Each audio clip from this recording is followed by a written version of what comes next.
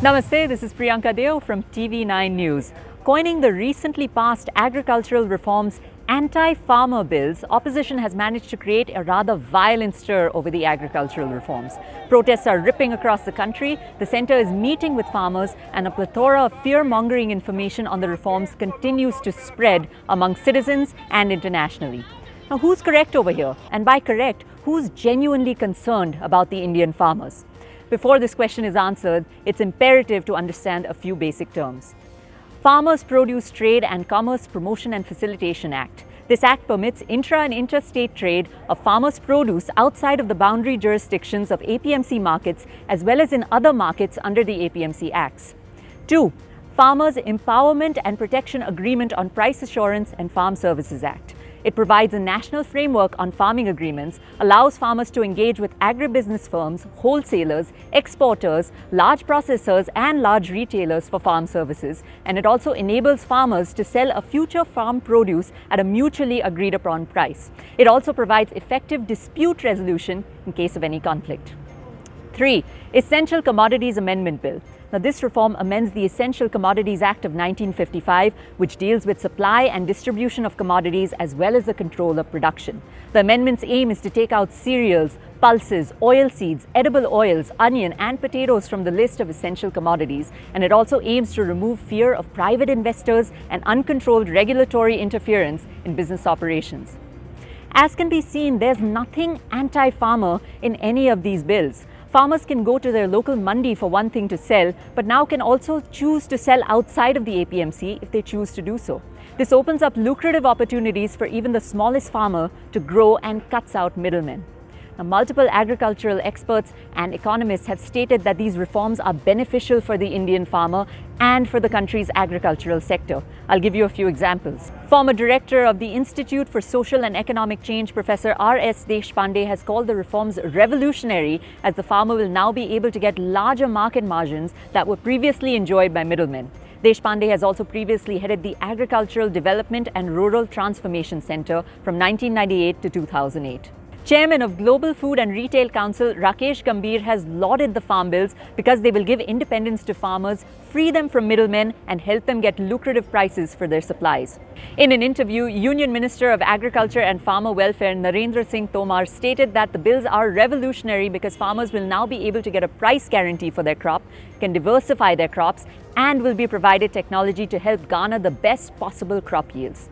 Economist Sanjeev Sanyal has also welcomed the reforms. In an article, Sanyal wrote that the existing APMC system limited farmers to sell at mandis, which incorporated, and I quote, an inefficient regime of licenses, permits and inspectors. Sanyal argued that the problems of the existing APMC systems were well documented over the years and that multiple economists had called for change. This is what the agricultural reforms address and also eliminate. Farmers can very well go and sell in mandis, but now they also have the option of avoiding a corrupt local mandi and can sell independently. Coming back to this term anti-farmer, if so many experts have praised the farm bills, why is there so much political backlash? Ironically, the political parties who are opposed to the farm bills are also the ones who backed the Bharat Bandh. But ironically, these same parties had earlier supported very similar agricultural reforms. This was when, of course, Modi's NDA government was not in power. Now, Congress had promised to repeal existing APMC laws and even promised to amend the Essential Commodities Act. That promise was not kept when they were in power. Former Agricultural Minister for UPA Sharad Pawar also called for amending the APMC laws by state governments. In fact, Pawar demanded state governments to amend the APMC laws to allow farmers to sell produce anywhere in India. In addition to this, Pawar also said that reforms included setting up regulations for direct marketing and purchase of produce from farmers, contract farming, and also setting up markets in private and cooperative sectors. Now, Pawar demanded all of this back in 2013, and all of what Pawar wanted to do is included in Modi's agricultural reforms. For one thing, farmers can sell in the APMC, but if they're not happy with that, they can sell outside of the APMC. This allows for lucrative opportunities for farmers beyond the APMCs and cuts out middlemen altogether. Today, the same Sharad Pawar is backing the Bharat Bandh, which demands withdrawing farm laws. It's quite clear that politicians like Pawar are not genuinely concerned for farmers and are more concerned with political momentum and gain. Another example of this is opposition leader Rahul Gandhi. The Congress 2019 manifesto had similar agricultural reforms. In its manifesto, the Congress party had promised to repeal and/or amend the Agricultural Produce Marketing Committee, or the APMC. Earlier this week, Rahul Gandhi urged the people of India to support the Bharat Bandh. In fact, the Congress party is openly in favor of Bharat Bandh and have even joined the protests across the country.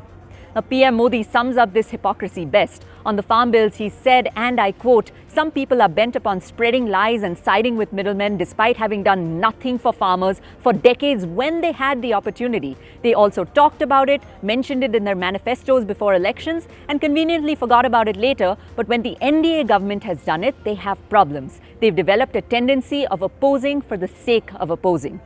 The question comes back to who is anti-farmer. Is it the centre who, despite passing progressive agricultural reforms, is now talking to farmers while fighting misinformation and fear-mongering propaganda? Or is it opposition combined with violent protesters, agenda-driven extremists and fake news peddlers creating chaos for innocent civilians and fear among farmers because opposition couldn't manage to pass the reforms first? Reporting for TV9, this is Priyanka, signing out. Namaste.